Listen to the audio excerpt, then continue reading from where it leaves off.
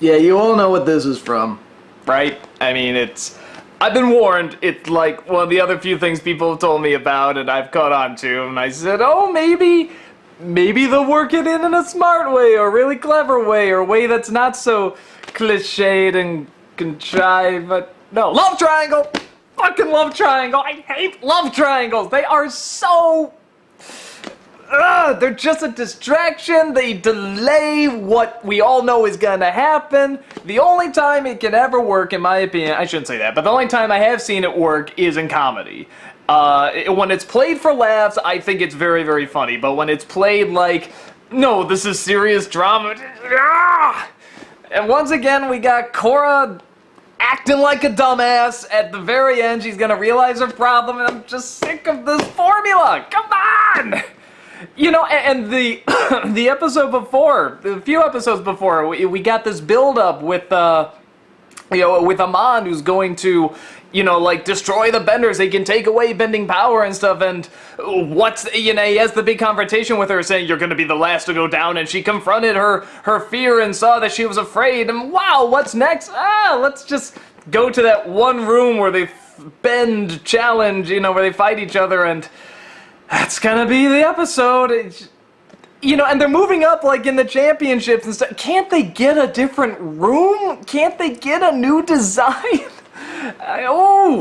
Okay, so this episode's probably not as bad as I'm making it out to be, but it's just, oh god, and you got the bully! There's a bully in this now who's like, oh, you smell that? That's the stench of losers. I'm like, did I really hear that line? And he's like the most generic, what the hell is that movie I saw? I think it was called Real Steel. It had Hugh Jackman. It's the fighting robot, the Rock 'em Sock 'em robots, which is a phenomenal comedy. It's a terrible drama, but it's a phenomenal comedy. It's a great throwback to all those cheesy not piece of shit, but those really corny 80s fighting films, like Rocky IV or Commando, the big muscle-bound movies, and it's like that. It's like I'm watching that, but it's not trying to really be that funny. It's trying to actually sort of be legit. And it's just so... He looks like the guy from that, because it was like this sleek, very feminine Asian man who's just like, I will bring you down. It's exactly like that, except throw in a little Nelson Muntz. Okay, well, what's actually good about this episode? I didn't even mention the name of it. The Spirit of Competition is what this is called. It focuses a lot on the bending, and it's not even a love triangle. It's like a love octagon, because it's like, you got the brother who's in love with Korra, Korra's in love with Mako, Mako's in love with this other girl who's the daughter of the, Henry Ford, but Mako also is kind of in love with Korra, but isn't quite sure, and they went to that stupid thing where it's like, I hate him, or why should I like him? It's just, no, don't do this. Don't go make Ryan Julia Roberts movie on us. That's what she's reminding me of. She's reminding me of all those, like, sort of late 90s, mid 2000 Julia Roberts movies where it's like, I'm gonna act really stupid, but, I'm clumsy, but I have a heart of gold, so forgive me for my mistakes, even though they're really stupid and no person in their right mind would. That's what this feels like to me. It feels like bad mid-2000 Julia Roberts film. With fire and stuff. Actually, those movies would be a lot better if they was throwing fire. But nevertheless, it's still tough to stomach. And at times it's kind of played for laughs. Like, I guess the brother, when he finds out, is like... They play it more comical, but I don't think it's that funny. I think it's more like awkward and like kind of sad, but they're making him go really over the top and be like, yeah, you're not my brother, and I'm like, why is this funny? Why are they playing this up as a joke? I mean, it's, even though, like I said, I think it's funnier when they're done for laughs, it's more of, hey, look at these three terrible people doing really stupid, terrible things. Garbage truck. Garbage truck? That's like ice cream. I'm gonna get some garbage. No, okay. That was a big hit in that one vlog I did, so. But, excuse me.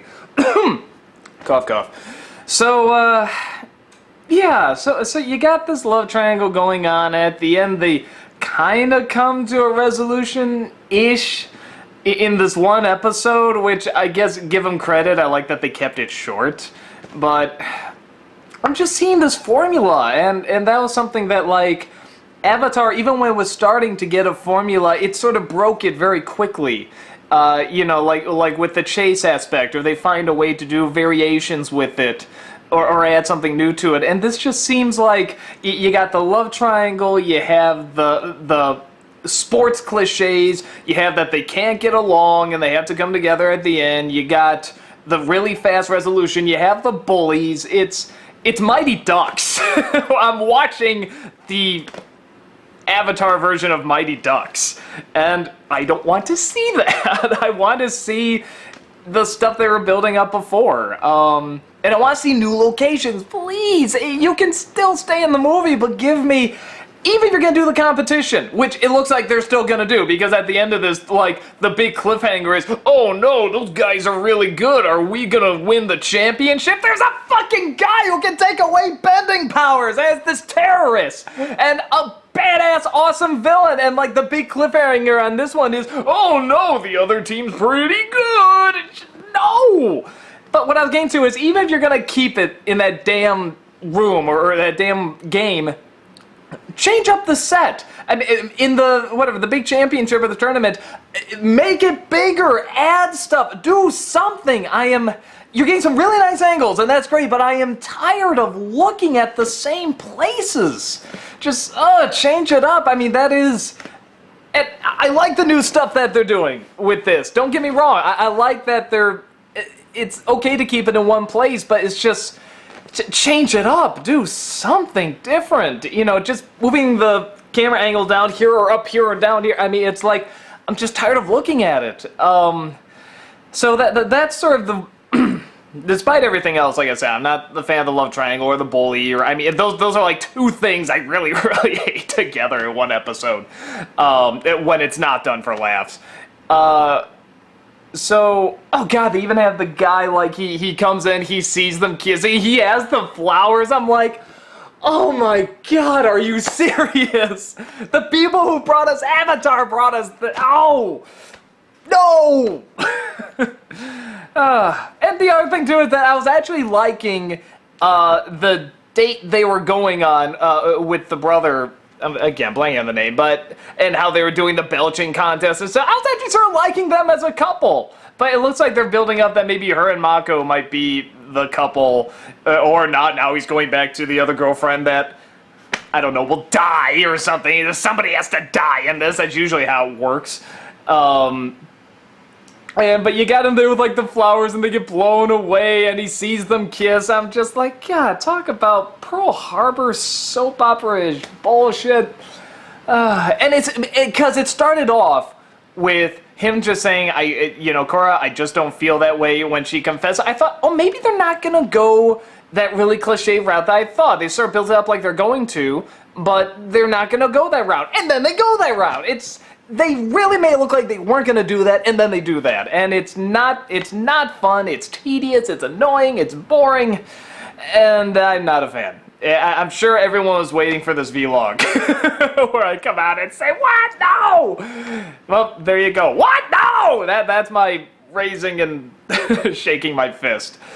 So, like I said, I liked it when Korra and the brother were together. That was nice. And the bending competition, I'm already pretty sick of. It's sort of like the stupid Quidditch matches in Harry Potter. You see it once, and it's like, well, went over so well in the first movie, let's do it in every single fucking movie after.